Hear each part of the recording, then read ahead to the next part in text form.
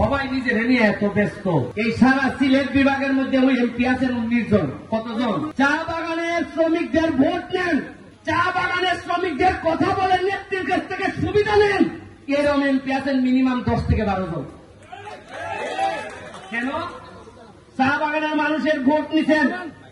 আর একবার আমার চেয়ে বড় বড় পদবীধারী এমপি মন্ত্রীরা ছিলেন, আছেন সিলেট বিভাগের, আছেন চট্টগ্রাম বিভাগের। একবার কি দাঁড়াইয়া প্রধানমন্ত্রীর সামনে বলতে পারেন নাই যে চা বাগানের লক্ষ মানুষের ভোট নিছে? একটা মিনিটের জন্য দাঁড়াইয়া বলতে পারেন নাই যে আমাদের শ্রমিক মালিকরা মরে যাচ্ছে, চা বাগান ধ্বংস হচ্ছে, ধ্বংস থেকে বাঁচান মাননীয় প্রধানমন্ত্রী?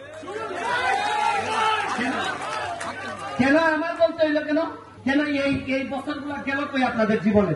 এই যে আজকে যে আমি দাঁড়াইছি, মনে করেন এই খবর দেওয়ানদির মালিকের কাছে যাবে না? দেওয়ানদির মালিককে এরা ফোন করে করবো যে এ কিন্তু সেট ছেড়ে বউ এখন ওয়ালটন ফ্রিজ কিনে অনেকের মতো আপনিও হয়ে যেতে পারেন মিলেনিয়ার। সেরা পণ্যের সেরা অফার, ওয়ালটন মিলেনিয়ার। আপনি কি মনে করেন কইতো না?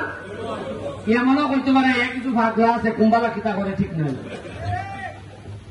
কোন মানুষের জীবনে সৎ মানুষ হইলে কিছু ভাগ হলে মনে লাগে না, এই তা ঠিক করুন জানি। কিছু আধা ভাগ না হইলে এমন ভাবে পাঠ করে হলাইতো লিটারে ঠিক করতে গেলে আমার মতো কিছু আধা ভাগ লাগবো এখন দেশের মধ্যে। কথায় কথায় বঙ্গবন্ধুর আদর্শের সৈনিক, তোমার খান কিতা একবারে চেয়ারম্যানে দাও। আমি তো ইগলের এমপি, আমার সৌভাগ্য হয় নাই আমি এমপি হব নৌকা দিয়া। তারপরে মাননীয় প্রধানমন্ত্রী এই পর্যন্ত সংসদে দাঁড়াইয়া আমি যতগুলা কথা বলছি, আমি এখানে সবার সামনে বলতে পারি না, যতগুলা কথা বলছি আমি, জননেত্রী শেখ হাসিনা কিছু কিছু কথায় আমার দিকে তাকান নাই, নিচের দিকে তাকাইছিলেন, কিন্তু সবগুলা কাজের কথার ব্যাপারে উনি অ্যাকশন নিছেন। এইটাই আমার সবচেয়ে বড় প্রাপ্তি।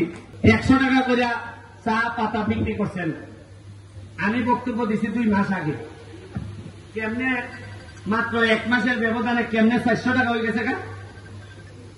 কেমনে হইল? আমি কি জাদু জানি না? খেটায় জাদু করছে। 15 বছর ধরে হইল না।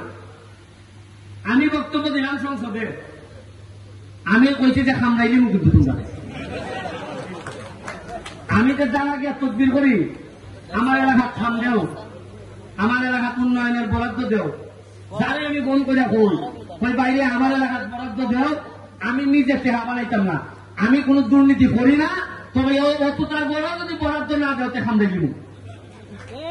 আমার আবার খামড়ানির অভ্যাস আছে।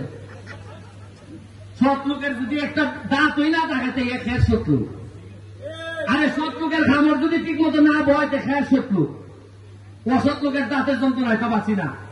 শুনুন, এই 1 মাসের ব্যবধানে যদি অত টাকা বাড়তে পারে, তাহলে এর মানে বাড়ানি সম্ভব আছে? যদি বুঝতাম আমি অত কথা কইবার পরে 1 টাকা বাড়ছে না, সে বোঝা গেলে এরা নাই। এর মানে হইল গিয়া বাংলাদেশটারও বঙ্গবন্ধুর সোনার বাংলা বানানো সম্ভব যদি এইসব বাচ্চাদেরকে ঠেকানো যায়।